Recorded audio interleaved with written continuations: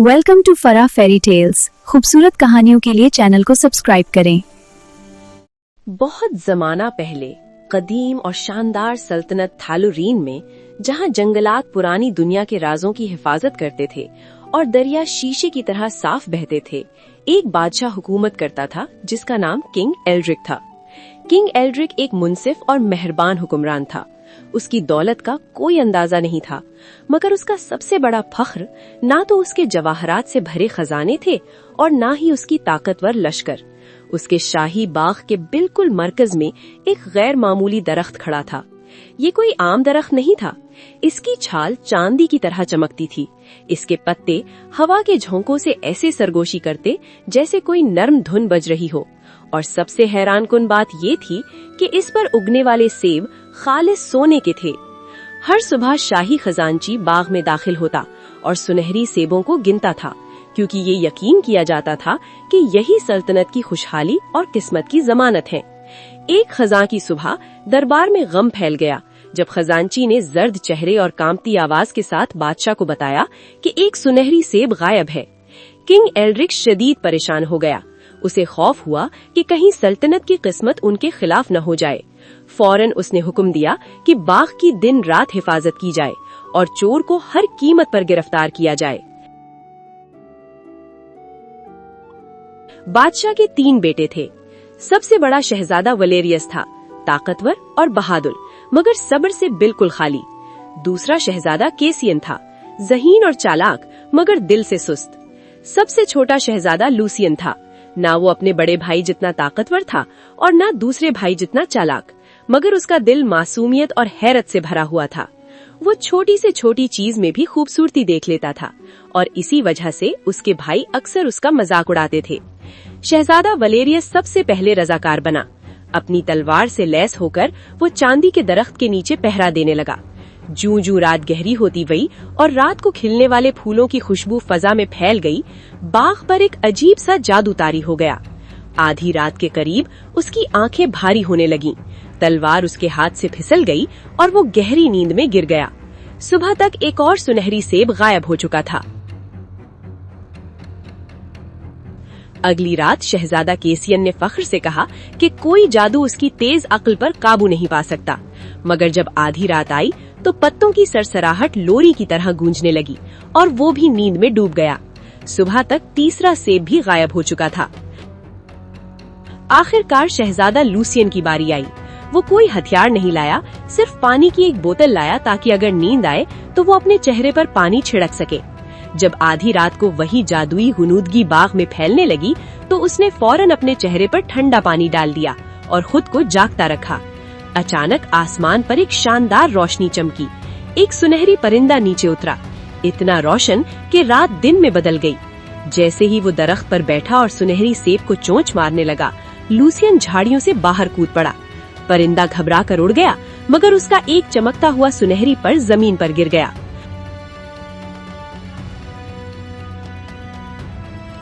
अगली सुबह लूसियन वो सुनहरी पर दरबार में लेकर आया। शाही मशीरों ने ऐलान किया कि एक पर भी पूरे मुल्क की दौलत से ज्यादा कीमती है। लालच किंग एल्ड्रिक की आंखों में चमकने लगा। अगर एक पर इतना कीमती है तो उसने ऐलान किया कि उसे पूरा परिंदा चाहिए।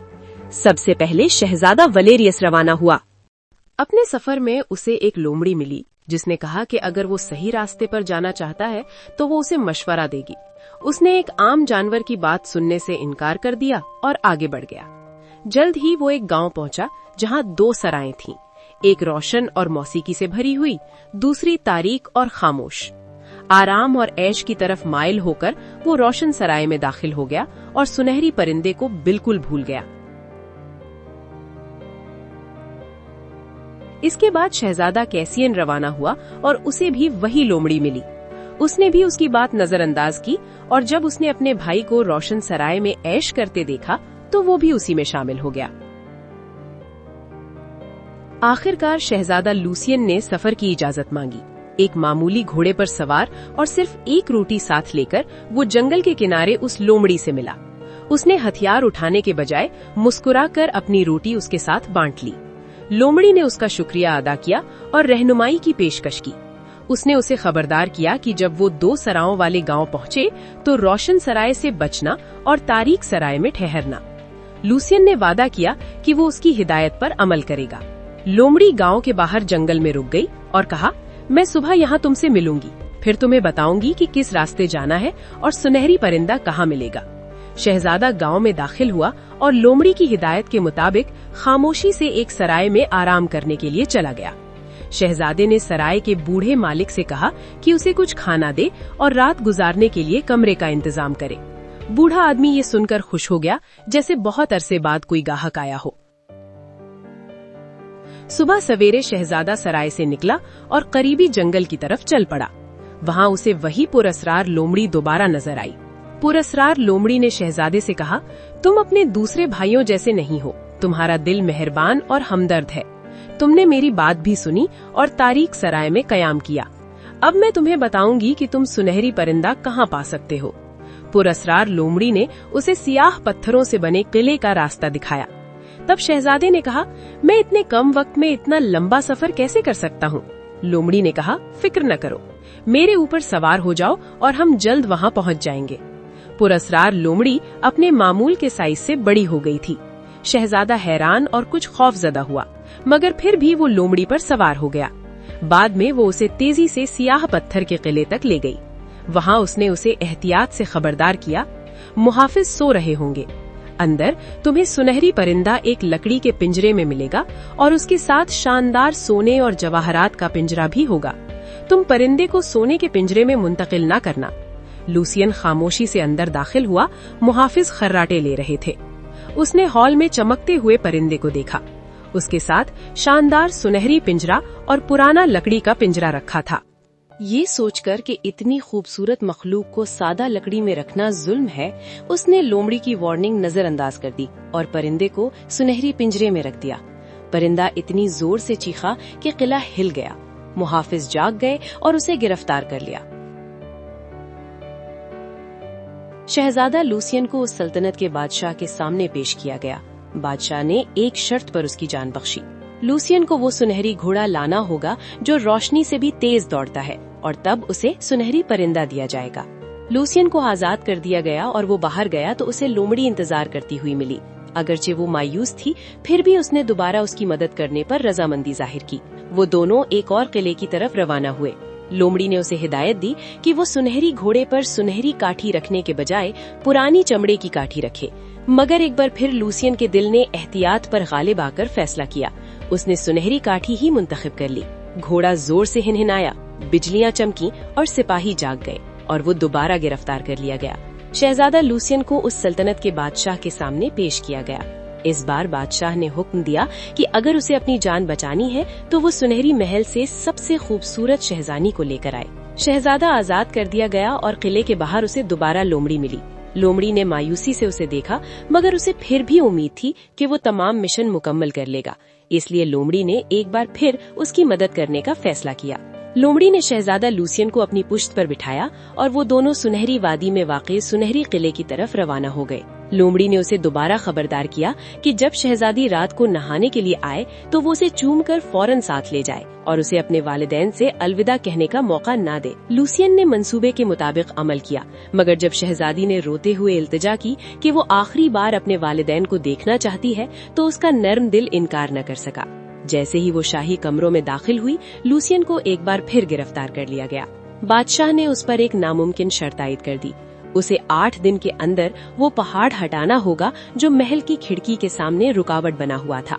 7 दिन तक वो बगैर किसी कामयाबी के मेहनत करता रहा। 7वीं शाम जब वो थक कर मायूस हो चुका था, लोमड़ी ने उसे कहा कि वो सो जाए। सुबह जब वो जागा तो पहाड़ गायब हो चुका था।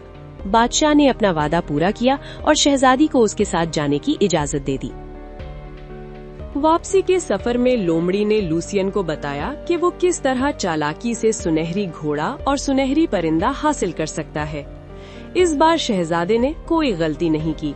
उसने लोमड़ी की हिदायत को एहतियात से माना और सुनहरी घोड़ा और सुनहरी परिंदा हासिल करने में कामयाब हो गया। अब लूसियन के पास शहजादी भी थी, सुनहरी घोड़ा भी और सुनहरी परिंदा भी। जब वो उस जंगल तक पहुँचे जहाँ वो सराय वाले गांव से पहले लोमड़ी से मिला था, तो लोमड़ी रुक गई। उसकी आंखों में उदासी थी। उसने उससे कहा कि वो उसे तीर मारकर उसका सर और पंजा काट दे ताकि वो आजाद हो सके। लूसियन ने इनकार कर दिया। लोमड़ी ने आह भरी और जंगल में गायब हो गई, मगर जाते जाते उसे खबरदार किया कि वो कभी भी फांसी के मुजरिमों को आजाद न करवाए और कभी कुएं के किनारे न बैठे। घर की तरफ सफर जारी रखते हुए लूसियन एक ऐसे शहर से गुजरा जहां 2 मुजरिमों को फांसी दी जाने वाली थी। वो कोई और नहीं बल्कि वलेरियस और कैसियन थे। भाइयों की मोहब्बत में लूसियन एक बार फिर लोमड़ी की हिदायत भूल गया और उन्हें आजाद करवाने के लिए सोना दे दिया। अब तीनों अपने महल थालोरीन वापस लौट रहे थे। जंगल से गुजरते हुए वो एक कुएं के पास आराम के लिए रुक गए। दोनों बड़े भाई भी उनके साथ थे। उनके जहन में एक शैतानी ख्याल आया। उन्होंने सोचा, क्यों न हम अपने छोटे भाई लूसियन को मार दें और सुनहरी घोड़ा और सुनहरी परिंदा ले जाकर अपनी सल्तनत में पेश कर दें। शहजादा लूसियन शहजादी के पास से उठकर पानी लाने के लिए कुएं की तरफ गया। अपने ख्यालात में गुम होकर वो कुएं के किनारे बैठ गया। उसी लम्हे उसके भाइयों ने उसे धक्का दे दिया। वो नीचे अंधेरे में जा गिरा। ये समझकर कि वो मर चुका है, वो शहजादी, घोड़ा और परिंदा लेकर महल वापस चले गए और सारी कामयाबी का दावा कर लिया। बादशाह ने फिक्रमंद होकर पूछा, तुम्हारा छोटा भाई शहजादा लूसियन कहाँ है? बड़े शहजादे ने मासूम बनने का ड्रामा करते हुए झूठ बोला, हमें नहीं मालूम हमारा छोटा भाई कहाँ है। क्या वो भी इस मिशन पर गया था? मगर सुनहरी घोड़े ने खाना खाने से इनकार कर दिया। सुनहरी परिंदा गाना नहीं गा रहा था और शहजादी मुसलसल रोती रही। इधर कुएं की गहराई में लूसियन को लोमड़ी ने बचा लिया। उसने अपनी दुम नीचे लटकाई और उसे ऊपर खींच लिया। लूसियन वापस महल पहुंच गया। जैसे ही वो महल में दाखिल हुआ, सुनहरी घोड़े ने खुशी से सर उठाया और जोर से हिनहिनाया। सुनहरी परिंदा खुशी से गाने लगा और शहजादी पुकार उठी कि उसका असली निजात दहिंदा आ गया है। लूसियन ने अपने वालिद को पूरी सच्चाई बता दी। हकीकत सामने आ गई और उसके भाइयों को सल्तनत से जलावतन कर दिया गया। थालोरीन में दोबारा अमन और खुशी लौट आई। दरख्त दोबारा फलने फूलने लगा। सुनहरी परिंदा हर रात गाने लगा और लूसियन ने शहजादी से शानदार तकरीब में शादी कर ली। मगर अपनी तमाम खुशियों के बावजूद लूसियन को लोमड़ी की कमी महसूस होती रही। एक दिन जंगल में उसे वो दोबारा मिली। एक बार फिर उसने उससे कहा कि वो उसे मारकर आजाद कर दे। इस बार लूसियन ने आंखों में आंसू लिए ऐसा ही किया। जैसे ही तलवार गिरी, लोमड़ी सुनहरी रोशनी के बादल में गायब हो गई और उसकी जगह एक खूबसूरत नौजवान शहजादा खड़ा था। उसने बताया कि वो शहजादी का भाई है, जिसे एक जादूगर ने लोमड़ी बनने का शाप दिया था। यहाँ तक कि कोई पाक दिल नौजवान सुनहरी परिंदा, सुनहरी घोड़ा और शहजादी हासिल करे और उसे आजाद करने की हिम्मत करे। वो दोनों महल वापस गए। शहजादी अपने भाई को जिंदा देखकर खुशी से झूम उठी। शहजादा लूसियन ने कई साल तक दानिशमंदी और हमदर्दी के साथ हुकूमत की। उसने अपने बच्चों को सिखाया कि मेहरबानी ताकत से ज्यादा मजबूत होती है, कि जाहिरी शक्लें अक्सर धोखा देती हैं और कि सच्चे दोस्त वो होते हैं जो अंधेरे में हमारा रास्ता दिखाते हैं, चाहे वो हमेशा रोशनी में हमारे साथ ना चल सकें। और यूं सुनहरी परिंदे की कहानी सोने पर नहीं बल्कि मोहब्बत, वफादारी और जंजीरों की टूटने पर खत्म हुई।